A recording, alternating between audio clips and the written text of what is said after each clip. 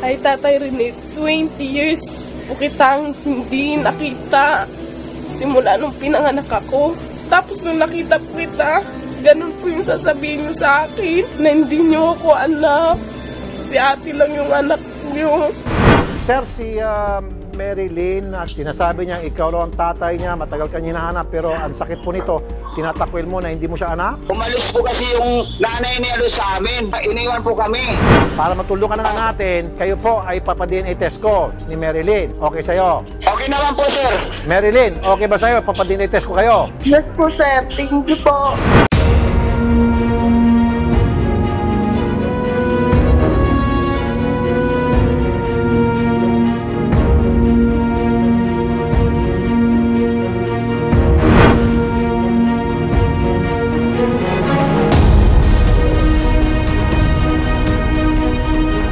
Marilyn, 99.999999999% si Rene ay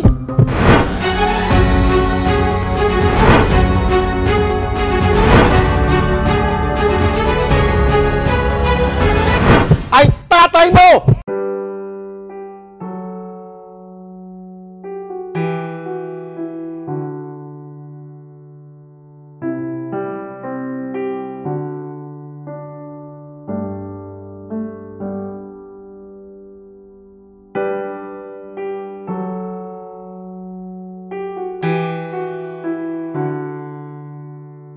So, ganito ang gagawin ko. Rene, susunduin ka namin sa Bulacan, tapos dadalhin ka namin sa tinitirahan ni Marilyn at nung kanyang ate. At ipagbabanding ko kayong tatlo. Yung ate ko po nasa Cavite. Walang problema. Susunduin namin si ate mo, sundin namin si tatay mo, kayong lahat, tatlo kayo magsama-sama. Akong bahala, gastos ko lahat.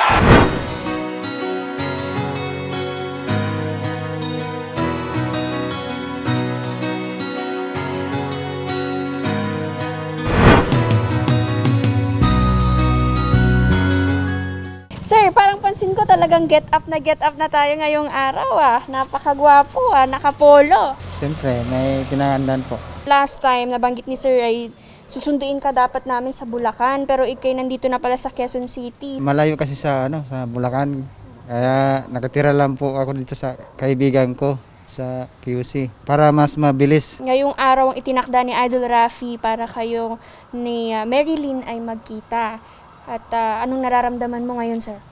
Masaya po. Okay, pero syempre sir, nabanggit din ni Ma'am Marilyn, may isa pa pala kayong anak na panganay na matagal mo na rin di nakita. Ilang taon mo nang di nakita itong isa mong anak? 20 years din. 2 anak ang mamimit mo ngayon after 20 years. Tama po? Opo. Para naman meron kang regalong maibigay pag sinurpresa natin itong mga anak mo ay sasagutin ni Idol Rafi ang pagbili ng bulaklak. So mamimili na tayo ng bulaklak kung anong gusto nyo ibigay sa inyong anak. Okay po? Okay na po. Salamat sa'yo, Idol Rafi Tulfo. Ika'y sandalat ng mga inaaping Pilipino. Nandiyan ang Diyos Ama, nakamasid sa'yo, ika'y ginagabayan. Kailangan ka ng sambayanan, Idol Rafi Tulfo. Nang dahil sa'yo maraming mga taong bumait, marami ang natutong pag napulot dapat ibalik. May mga taong binalik mo ang ngiti sa mga labi, binigyan ng pag-asa na muli nilang mabawi. Mga taong inapi na binigyan ng hustisya. Ngayon, nandito na tayo sa lugar kung saan nakatira itong si Marilyn. At ang balita ko ay yung isa mong anak na panganay ay nandito na rin daw, lumuwas na rin daw mula Cavite. Magiging setup natin habang dalawa mong bulaklak ay mag-aantay ka sa labas ng pintuan nila ate. At syempre, interviewin ko muna sila para masorpresa sila. At kapag sinabi ko ng gusto na ba nilang makilala ang papa nila, ay saka kapapasok sa pinto at bubulaga sa kanila ang kanilang Papa Rene. Excited ka na ba, sir? Excited na po. Okay, so wag na nating patagalin pa. Tara.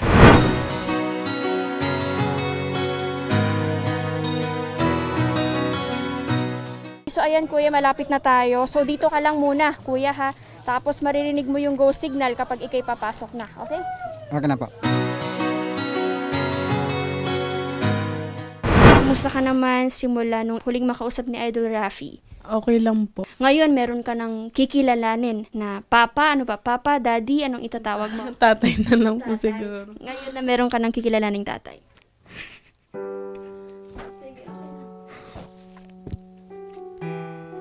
Tinatanong po ako ng mga teacher ko kung sino po yung tatay ko. Wala po akong masagot kung sino po yung totoong tatay ko. Hindi na po kasi ako nag-aaral ngayon eh. Kasi po, hindi na po.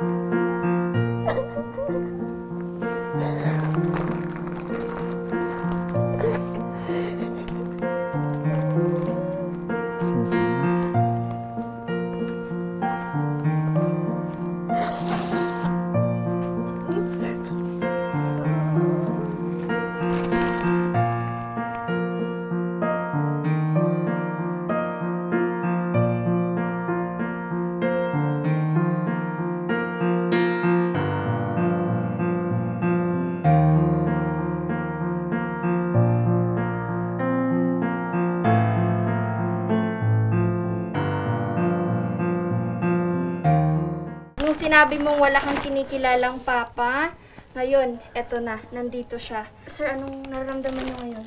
Masaya po kasi nabuo na yung pamilya ko. Ito po kasi nagpursige na hanapin ako eh. Kaya ito po nga ate niya, ang alam ko nito nga umalis sila, maliit pa to eh. Kaya hindi ko alam po saan po sila nakatira ngayon. Kaya nalalaman ko dahil po dito sa FB. Kasi ito po nagpursige na hanapin ako eh. Hindi ko kasi alam yung pangyayari eh. Kaya nanghihingi ako pasensya sa iyo. Sana matanggap mo pasensya ko sa iyo. Pinapatawad naman po kita eh. Matagal ko na kasing wish na makilala ko yung tatay ko. Pero nung buhay pa po yung lolo ko, hindi po talaga ako naghahanap ng tatay kasi wala eh, parang hindi ko pa po alam. Basta mahal ko yung lolo ko eh. Kaya nung namatay po, parang naano po ako, hindi na ako nag-aral na maayos. Tapos napapunta ako dito sa Maynila. Dahil ko din po naranasan. Nag-working student po ako. Tapos kung saan-saan po ako tumira sa mga kaibigan ko po. Para mapaaral ko lang yung sarili ko.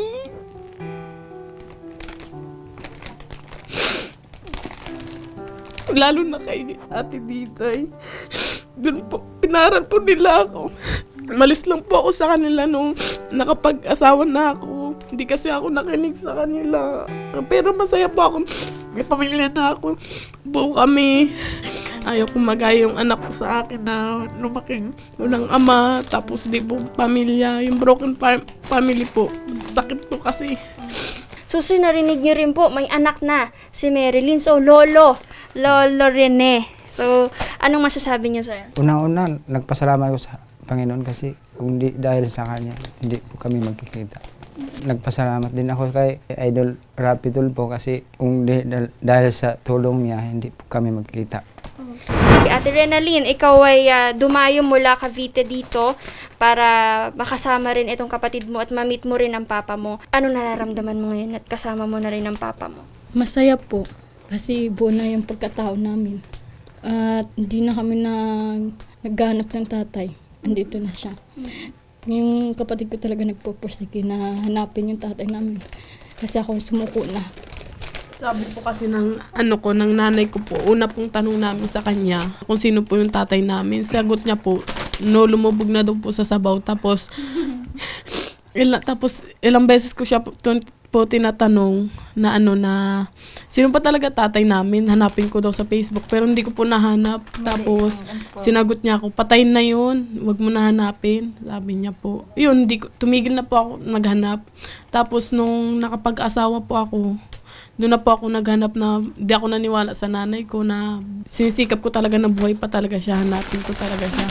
Sabi ko, tapos naghanap po ako sa Facebook, tapos biglang tumawag yung tito ko, tapos nagtanong po ako sa kanya kasi nakatira po pala yung tito ko sa kanila dati. Pinahanap ko po sa Facebook, yun nahanap po, tapos nakilala niya po, natandaan niya po yung nunal dito. Yan yung palang tandaan niya doon, tapos yun tinuro niya, tapos agad-agad ko din po yung chinat ko siya, tapos biglang kaso nasaktan ako nung unang tanong ko po sa kanya na, may anak po ba kayo kay Mercedita? Meron daw po, Serenilin lang. Wala po kayong iba pang anak sa kanya? Wala na daw, si ate na lang daw. Kaya doon, nagulat din ako. Siyempre, kahit sino naman magtataka kasi simula nung pinanganak ako, doon na talaga ako sa lolo at lola ko. Iniwan na po ako ng nanay ko. Hindi na po ako binigyan ng lolo ko kasi yung nanay ko kasi may asawa na. Anong gusto mo ring sabihin siyempre kay Sir Rafi? Matagal ko ng wish na mahanap ko yung tatay ko. Yun po. Dahil sa inyo, nakilala ko yung tatay ko. Maraming salamat po, Sir Rafi. Wala po akong masabi sa Rafi. Maraming salamat. God bless and more blessing to come po sa inyo, Sir Rafi. Merry Christmas din po sa iyo, Sir Rafi. After 20 years, ate, nang walang kasama sa Paskong Papa, eto na, si Sir Rene. Narinig natin itong saloobin ng mga anak mo. At hindi rin natin sila masisisi kung medyo may sama ng loob. Pero ano naman ang may papangako mo sa kanila, sir, na ngayong simulang araw na ito ay ikaw na ang tatayong papa nila? Pangako ko sa kanila na pupuntahan ko lagi sila dito. Mahal na mahal ko kayong dalawa.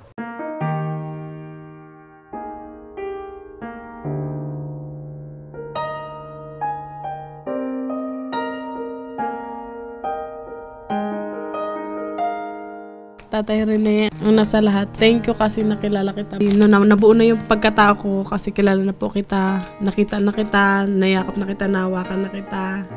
Lalo yung nalaman ko na ikaw talaga yung tatay ko, lalo na talaga yung, nabuo talaga yung pagkatao ko, nakilala ko na yung totoong tatay ko. Nalaman ko yung may tatay pa kami, akala namin namatay na. Kaya ngayon, nalaman na namin na buhay ka pala, hindi ka pala namatay sa gera, ganun. Salamat kami na buhay ka ngayon. Maraming salamat kay Sir Rafi Tulfo na tinulungan niya yung kapatid ko na lumabas yung katotohanan at hindi na madideny na hindi mo siya anak. Tatay, mahal kita. Mahal din kita na.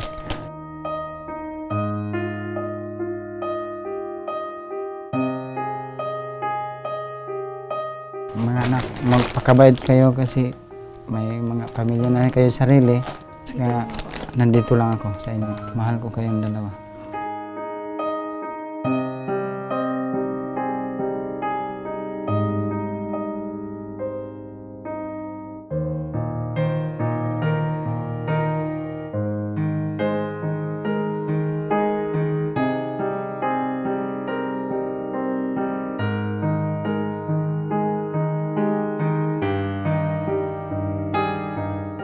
So ngayon, Sir Rene, pagbabandingin po kayo ni Idol Rafing tatlo sa isang restaurant kung saan nga doon kayo makapag-usap, makapag-catch up kayo, mapagkwentuhan nyo kung ano man kailangan yung habuling memories sa mga anak ninyo.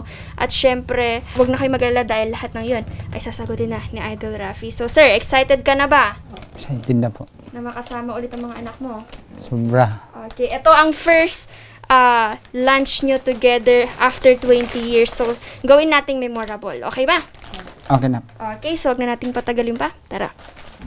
Rafi Tulfo, isang taong hindi ka iiwanan. Basta nasa tama ka, ilalabang ka ng patayon. Kahit na sariling reputasyon niya ang itaya, ipagtatanggol ka niya kahit siya ang mapahiya. Ang sarap kapag panatagsan man ng iyong tungtungan, dahil merong Rafi Tulfo ka na masusumbungan. Pag sa hirap ang lahat ay gusto mo ng tuldukan, gagawa ng paraan pag siya ang iyong tinakbuhan. Di lang basta solusyon sa iyong pinagdadaanan. Maraming mahirap ang binigyan ng kabuhayan, mga tao na binuhay ang pag-asa na naglaho na, mga taong sumuko na sa buhay ibinangon niya.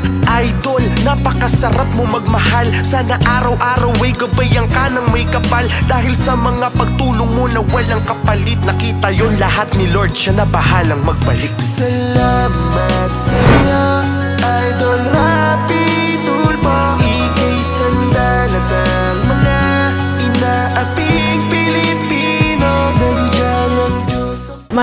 maraming salamat po, God, na nagkita kami ng tatay ko after 20 years. And maraming salamat sa binigay niyong biyaya na sa harapan namin. At thank you din kay Sir Rafi. Kung di dahil sa kanya, wala kami ngayon dito. Hindi ko nakita yung aking tatay.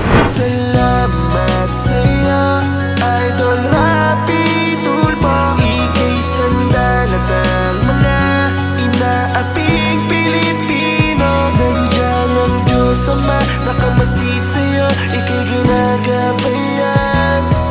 Kailangan ka ng sambayanan, Idol Rafi Tulfo. Nang dahil sa'yo maraming mga taong bumait, marami ang natutong pag napulot dapat ibalik. May mga taong binalik mo ang ngiti sa mga labi, binigyan ng pag-asa na muli nilang mabawi. Mga taong inapi na binigyan ng hustisya, mga pinag-ayos na mag-asawang nasisira. Idol Rafi, maraming salamat po una yung DNA test, at maraming salamat din kasi nakakapag-banding kami. Nakasama ko silang tatlo at yung first banding naming tatlo na mag-ama. Maraming salamat. Sana marami pa kayong matulungan, Sir Rafi.